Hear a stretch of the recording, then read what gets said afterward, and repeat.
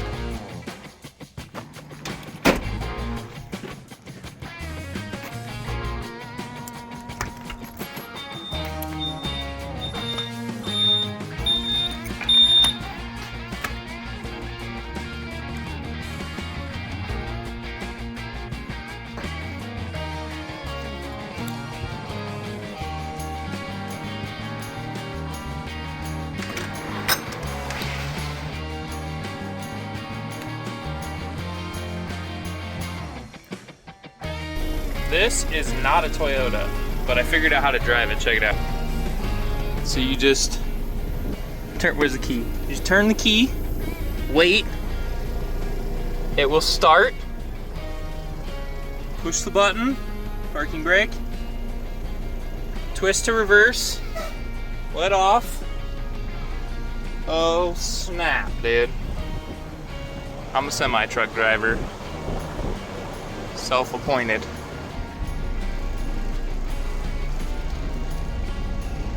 Red or dead semis, brother. This thing's sick though.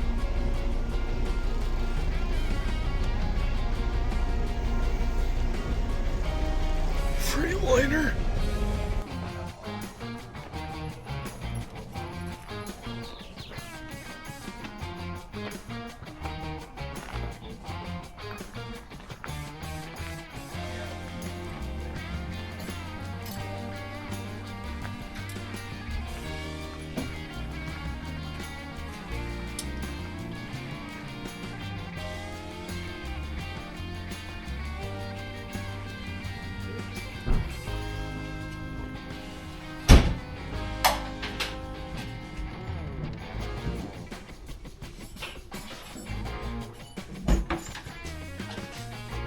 Look at this engine.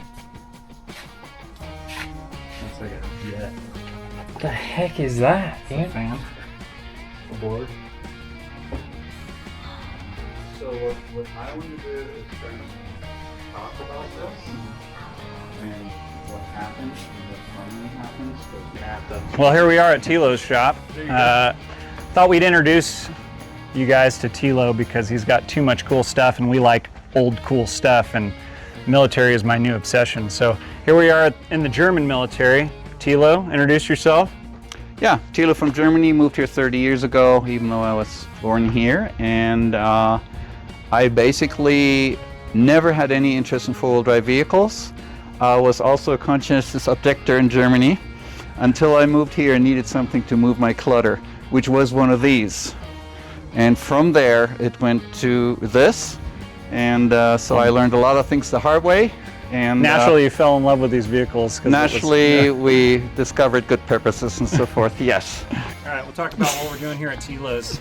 We do have an off-road shop. We do know how to work on vehicles, but hey man, when you got an expert in Prescott, Arizona that can save us probably a tremendous amount of time, I think Gail over there agrees. He knows all the tips and tricks, so we got plenty on our plate with these cool old Toyotas that we love working on, and some of the Jeeps that we like working on. So he's experienced all this. The transmission pops hard out of 5th gear, and he had another one. I think it was this one actually that was doing the same thing. He found a foreign object down in the bottom of the oil pan. Man, I really would hope that is it. So he's gonna check that out. Another thing he's gonna do is we just greased the throat bearing on that one. A cool little trick to do without pulling the transmission off. We're gonna do that. I just like to get this thing turnkey running and driving, and rebuild the master cylinder was another one to keep the brakes from leaking all over the ground. Turnkey running and driving Unimog is my interest. Tilo talked me into upping the size on the tires, so I think I'm going to go up to a 40 on these tires. He's looking at me. What do you think about that, Tilo? No, I got a hand crank. I see. He's strongly advising against. So these are the 1050-20, which measures out to about a 37. I really can't help myself. If you look over here on Tilo's Unimog, he's got the 330. He's got the 335/80/20, which it is like a 40 and a half, 40.5, 40.6, and it becomes stock with that one. Tilo's a purist. He says we need to keep the stock tire size on this thing to keep it extremely functional. I found a good 80% tread set on eBay already. I can tell you a very convincing reason. If you have a tire that big with 82 horsepower and this whole truck, you lose 6th gear. Since you already don't have 5th, we got 3 gears. Enjoy 4-speed Unimog. Yeah, so you. Yeah, so we'll make a decision. We'll see maybe what you guys think about that. But yeah, I don't know. I may just get what Gail's got back here is the factory size with the upgraded MPT 81, and just keep it kind of factory because it's very factory now and it's very cool the way it is now. So I think that's the way we may go. I got to see how much these tires cost new, but that's where we're leaning. Ready to go? So we've got a little squeal noise sound, first maybe. We gotta start it. Wow, that's a quick startup. So it spins fouling flux a little bit. Right now, that's not running on 6. There she is. So on the Unimog, how to hear on this smooth 6-cylinder that you got one missing is when you stick your head out towards the tailpipe and you kick the gas pedal a little bit. It needs to be an extremely smooth rum. You hear the slightest rum. You got one cylinder out. So let's see what the clutch is. Now that's your throw here.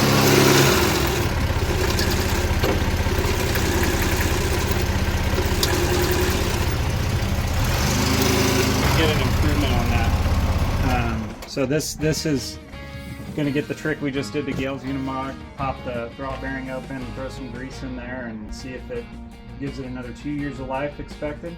What we're first going to do is see how's the transmission. Oh yeah, that needs to come out. We're not going to do this job on this truck.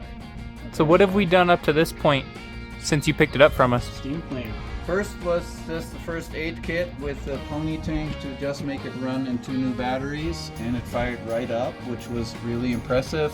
I usually just do a little cleanup on the carburetor, pull the jet cover, run a guitar string through the jets, and put a new seal on it, and this thing fired right up. So that was really cool. Brake lines were squished shut by the trucker, as they do always. That's another thing. Those mother You truckers. But got to anyways, strap these axles, right? You know, you put any truck on a trailer, you want to strap it by the axles. If you're pulling from the suspension or the sprung side of it, you go over a bump and it relieves the strap. You could break a strap, you could unhook a strap as the suspension compresses. So you want to strap from the axle, but these Unimogs, they have a brake line on the back side of the axle that not a lot of truckers see, and they wrap it around the brake line and pinch the brake lines, all the hard lines. We just experienced that with the Falcon Unimog. We did some engine bay cleanup though, right? Underneath the hood and stuff. Steam cleaned. 3-hour session of steam cleaning this truck. So yeah, that's just standard. You know, you can even read all the labels for the fuses here. So if you want to hear more German, there's Fernlicht rechts, Tarnscheinwerfer rechts, and Instrumentbeleuchtung Horn. Anyways, that's enough. This is the most entertaining part about commissioning Tilo for work is listening to him. I'm proud. So. Okay, Are you still filming? Yes. Oh, was. Most important tool when you finish a job in Germany, das ist der Feierabendhammer. That's the quitting time hammer. And we all know what that does.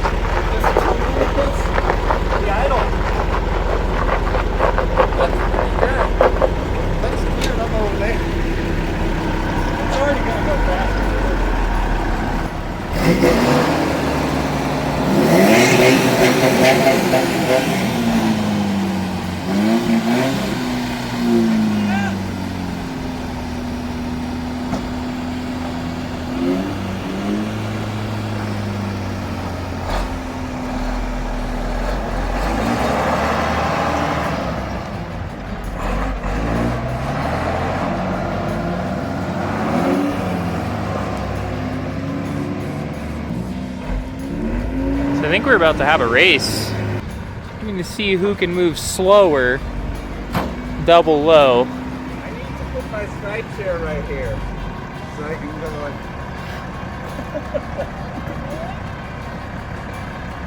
I'm gonna put my sky chair there. That would be great.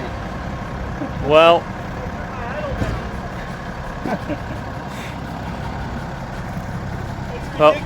You know, Toyota loses. I wonder how slow the thing's It's too fast. Is it slower than that?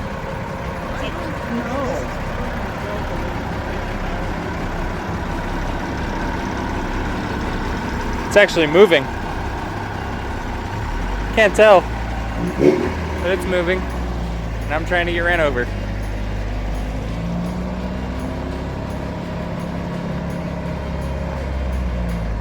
is the only way to win Tilo's Unimog right now. Just hold the brake and let the clutch out.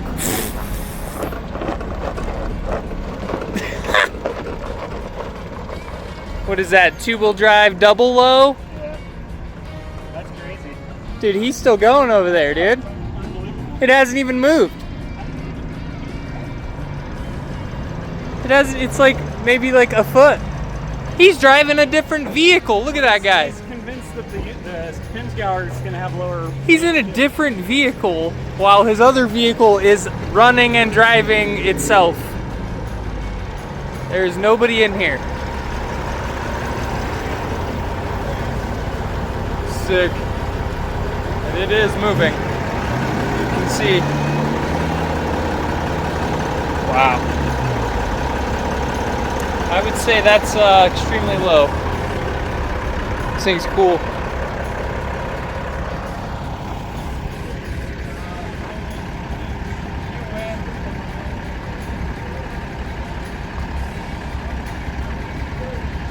I think the Toyota beats that one though. Let's try the Toyota.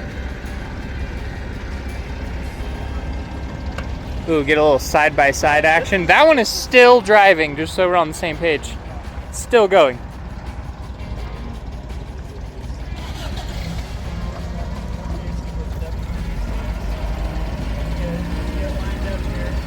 I'm gonna give you the arm drop, dude.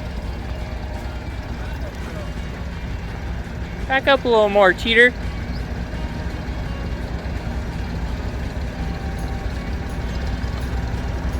Ooh, oh yeah. Yoda's got it this time. Uh-oh.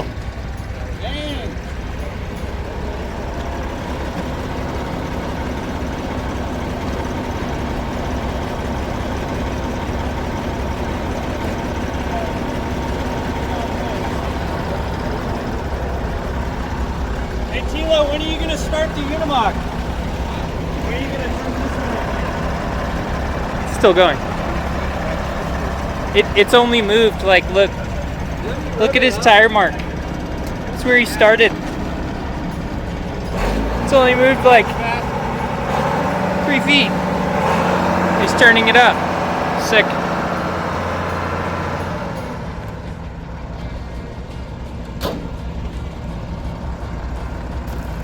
So the real cool thing about that, it has work gears. I can go this slow and grade something or push something or have a dozer blade, and then I don't need to go back through all the gears.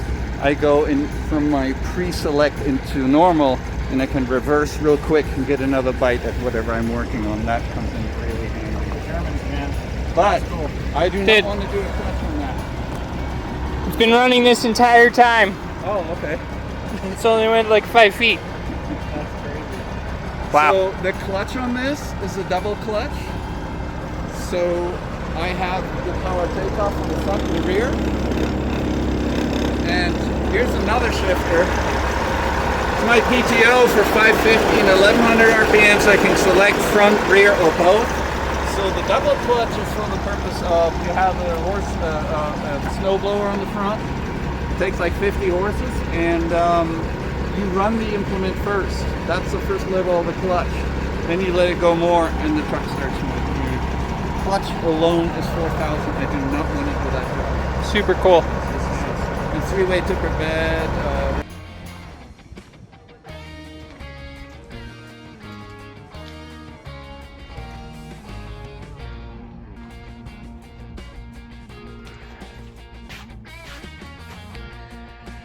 I'm hot. Ready to go back to the shop. Peace out.